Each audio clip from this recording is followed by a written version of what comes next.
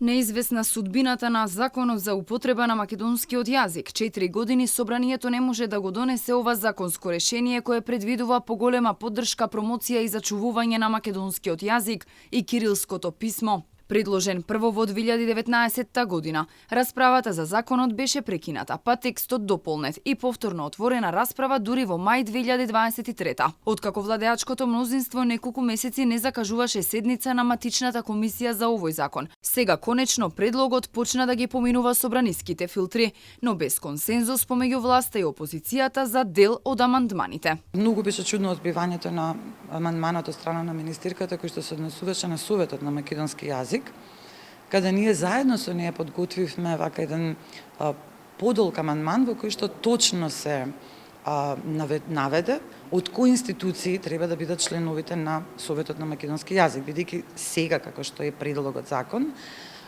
е дека председателот на Советот на македонски јазик ги предлага членовите.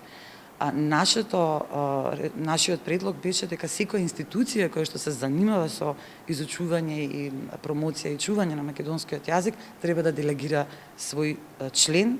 Законот предвидува основање и на инспекторат за употреба на македонскиот јазик. Според Стојкова Серафимовска, измените во законот се повеќе од потребни, бидејќи постоечкиот закон воопшто не се применува, а приматот го зазема законот за употреба на јазиците.